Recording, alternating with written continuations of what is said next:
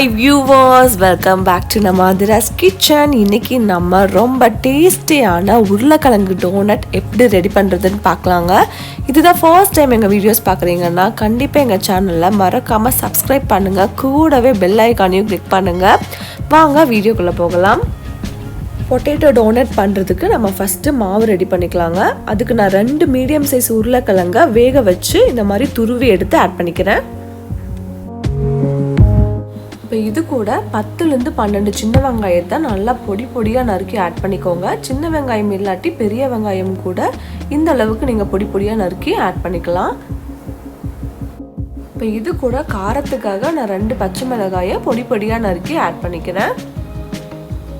நம்ம இது கூட மிளகாய் தூள் ஆட் பண்ண போகிறோங்க, அதனால பச்சை மிளகாய் வேண்டானா அவாய்ட் பண்ணிக்கலாம். அடுத்தது இது கூட கொத்தமல்லி தழை நான் பொடியாக நறுக்கி கொஞ்சம் ஆட் பண்ணிக்கிறேன்.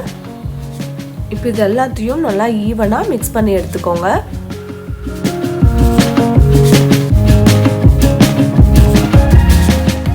இப்போ இது கூட நம்ம மசாலாஸ் எல்லாம் ஆட் பண்ணிக்கலாங்க. நான் 1/4 டீஸ்பூன் அளவுக்கு சீரகத்தூள் ஆட் பண்ணிக்கிறேன். அடுத்தது 1/2 டீஸ்பூன் அளவுக்கு நான் கரம் மசாலா ஆட் பண்ணிக்கிறேங்க. இது கூட 1/4 டீஸ்பூன் அளவுக்கு மிளகுத்தூள் ஆட் பண்ணிக்கிறேங்க. 1/4 டீஸ்பூன் அளவுக்கு மஞ்சள் தூள் ஆட் பண்ணிக்கிறேங்க. காரத்துக்காக 1/2 டீஸ்பூன் அளவுக்கு வரமிளகாய் தூள் ஆட் பண்ணிக்கிறேங்க. நீங்கள் பச்சை மிளகாய் சேர்த்திக்கலன்னா அதுக்கு பதிலாக இன்னொரு 1/2 டீஸ்பூன் அளவுக்கு சில்லி பவுடர் ஆட் பண்ணிக்கோங்க. அப்படி இல்லாட்டி நிறைய காரம் சேர்த்துக்குவீங்கன்னா 1.5 டீஸ்பூன் அளவுக்கு கூட நீங்கள் ரெட் சில்லி பவுடர் ஆட் பண்ணிக்கலாங்க. ரொம்ப சூப்பராக இருக்கும். இது கூட தேவையான அளவுக்கு சால்ட் நான் ஆட் பண்ணிக்கிறேங்க. அடுத்தது இது கூட நான் 1/4 கப் அளவுக்கு மைதா மாவு ஆட் பண்ணிக்கிறேங்க. இது கிட்டத்தட்ட 4 டேபிள் ஸ்பூன் பக்கம் வரும். இப்போ இது எல்லாத்தையும் நல்லா மிக்ஸ் பண்ணி எடுத்துக்கோங்க.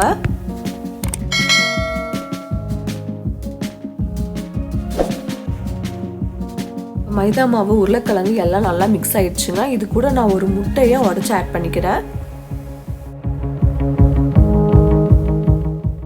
இப்போ இந்த முட்டையை இது கூட நல்லா கலந்து விட்டுருங்க.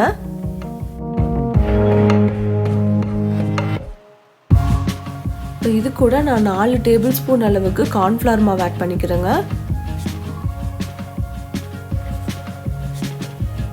கார்ன்ஃப்ளவர் மாவு ஆட் பண்ணதுக்கு அப்புறமா இது நல்லா தரவா மிக்ஸ் பண்ணிக்கோங்க. இது கூட 1 கப் அளவுக்கு நம்ம பிரெட் கிரம்ஸ் ஆட் பண்ணிக்கலாங்க. இது நான் வீட்லயே ரெடி பண்ண பிரெட் கிரம்ஸ் தான். பிரெட் கிரம்ஸ் ரெடி பண்ணுறது ரொம்ப ஈஸிங்க. பிரெட் இருந்தால் போதும், நம்ம ஈஸியாக ரெடி பண்ணிடலாம். இது எப்படி ரெடி பண்ணுறதுங்கிற வீடியோ லிங்க் இந்த டிஸ்கிரிப்ஷன் பாக்ஸில் ஆட் பண்ணியிருக்கிறேன், செக் பண்ணி பார்த்துக்கோங்க. டோனட் செய்கிறதுக்கு மாவு ரெடி ஆயிடுச்சுங்க. இது கூட கொஞ்சமாக பிரெட் கிரம்ஸ் எடுத்துக்கோங்க. ஒரு முட்டையை இந்த மாதிரி நான் அடித்து எடுத்து வச்சுருக்கேன்.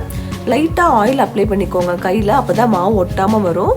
ஸோ உங்களுக்கு டோனட் என்ன சைஸில் வேணுமோ அந்த சைஸ்க்கு நீங்கள் உருண்டை பிடிச்சி எடுத்துக்கலாங்க. நான் மீடியம் சைஸ் டோனட்ஸ் தான் செய்ய போகிறேன். ஸோ நான் அதுக்கு தகுந்த மாதிரி உருண்டை பிடிச்சிக்கிறேன். இந்த உருண்டையை வடை மாதிரி தட்டிக்கோங்க. ரொம்ப தின்னாக தட்டிடாதீங்க, கொஞ்சம் மொந்தமாகவே தட்டிக்கோங்க. இப்படி சுற்றியும் நல்லா ஷேப் பண்ணிக்கோங்க. இப்போ நம்ம உளுந்த வடைக்கு ஓட்டை போடுற மாதிரி சென்டரில் ஒரு சின்ன ஓட்டையாக போட்டுக்கோங்க.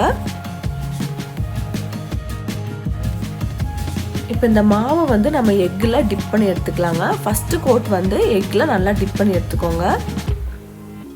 அடுத்தது பிரெட் கிரம்ஸில் போட்டு ஒரு டைம் கோட் பண்ணிக்கோங்க.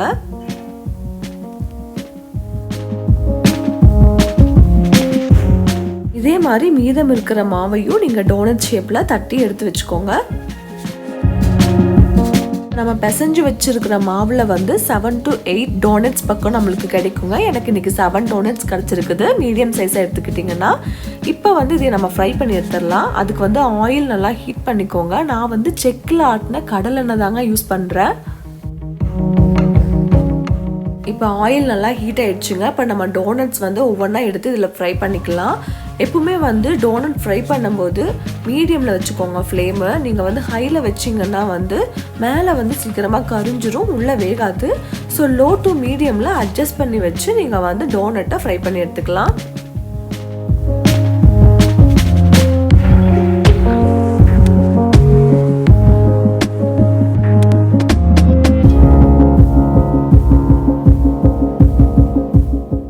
டோனட்ஸ் எல்லாமே கோல்டன் ப்ரௌன் கலரில் சேஞ்ச் ஆயிடுச்சுன்னா நல்லா ஃப்ரை ஆயிடுச்சுன்னு அர்த்தம். இதை நீங்கள் இப்போ எடுத்து சர்வ் பண்ணிக்கலாம்.